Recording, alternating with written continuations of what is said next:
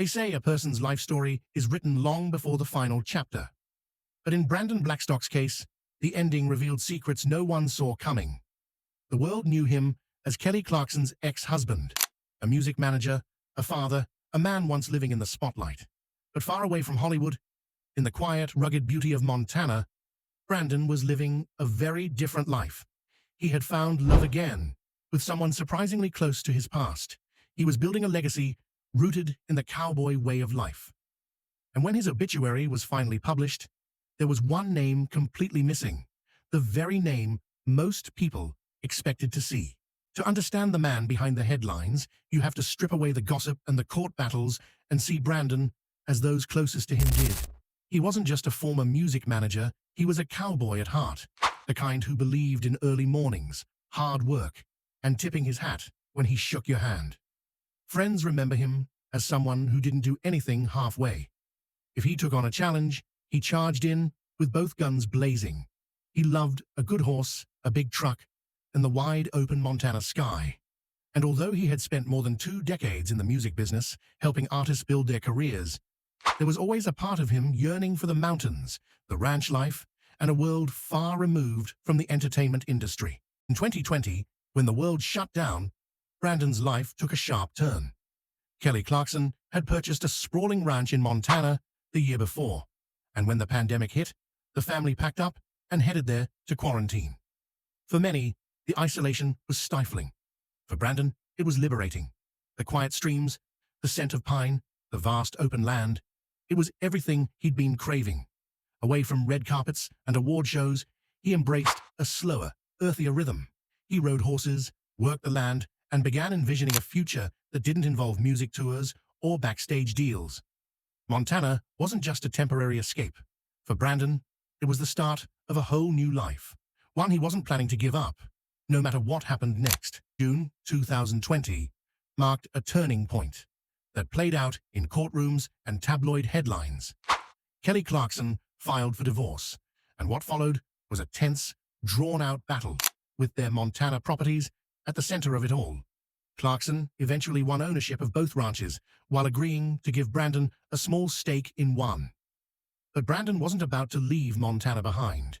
In April 2022, he closed on his own place in Butte, a 40-acre spread with sweeping views, a 4-bedroom home, and the kind of rustic charm that fit him perfectly.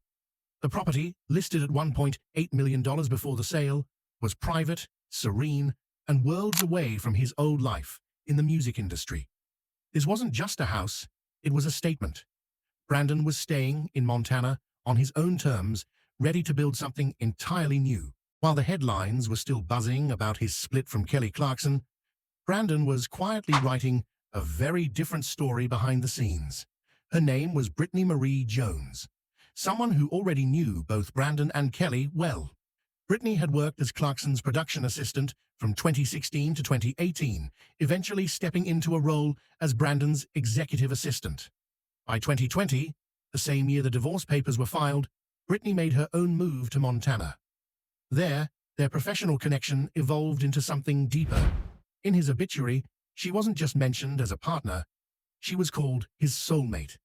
Together, they shared not just a home, but a vision. While the world speculated about legal settlements and property disputes, Brandon and Brittany were quietly building a life that few knew about.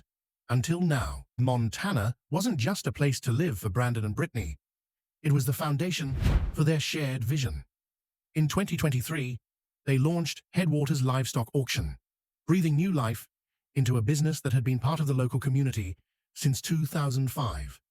Brandon officially became the owner, while Brittany stepped in as managing director, and together they began shaping it into something bigger.